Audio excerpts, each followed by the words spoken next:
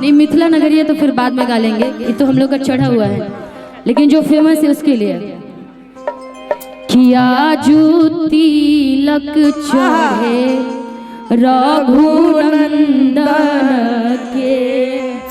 हमारे बीच में आ रहे हैं नहीं दूल्हा है, ऐसे पीछे हमारे बहुत सारे दूल्हा है, आ रहे सब आ ही रहे, दूल्हा दुल्हन नहीं आ रहे। किया जूती लक चढ़े रघुनंदन के, आजू तिलक आजू तिलक चढ़े रघुनंदन के, आजू तिलक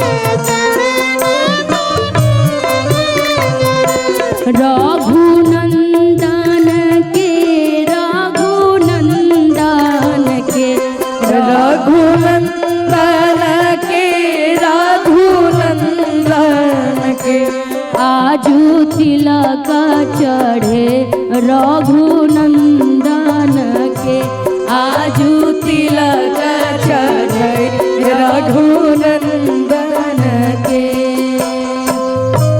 अरे सखी मंगल गाओ रे, बरस गाओ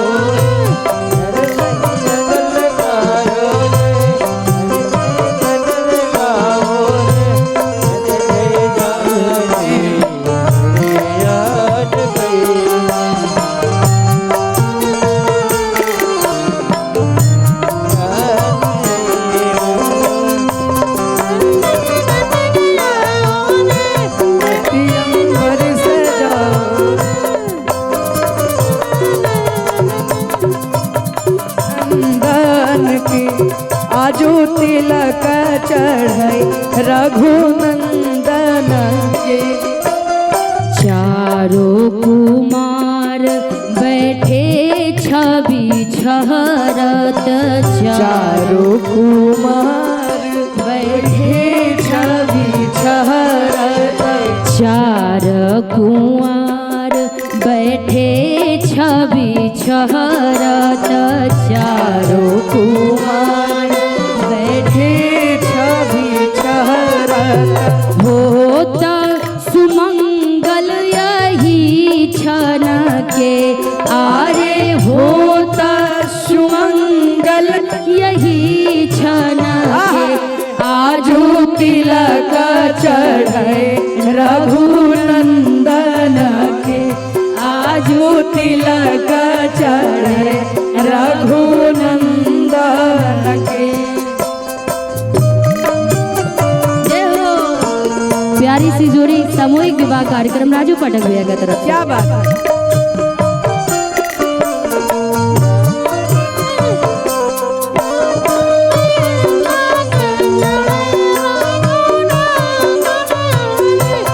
आजू तिलक चढ़े रघुनंदन के।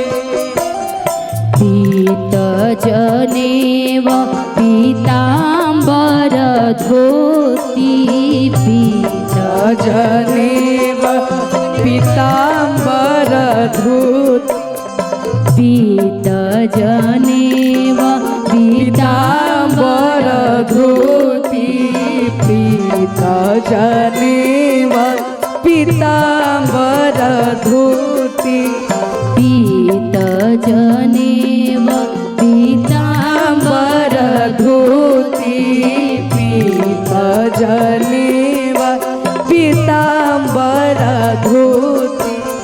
पहिरावे सब लालन के, आहे पहिरावे सब लालन के, आजू तिलक चढ़े रघुनंदन के, आजू तिलक चढ़े रघुनंदन के।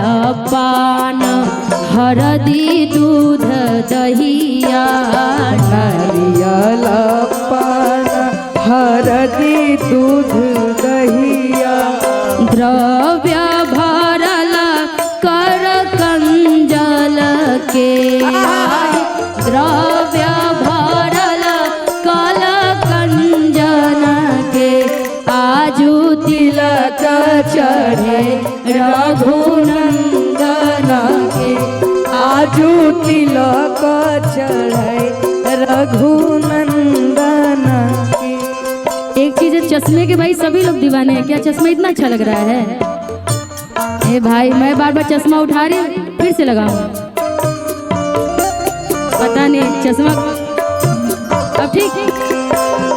आजू जनकपुर में माड़वा बड़ा सुहावन लागे आजू जनकपुर में माड़वा बड़ा सुहावन लागे सीता के चढ़े लाहौर दिया बड़ा मन भावन लागे सीता के चढ़े लाहौर दिया। भूषण भाई दुगुन में ले लीजिए बाबू सीता के चढ़े लाहौर दिया।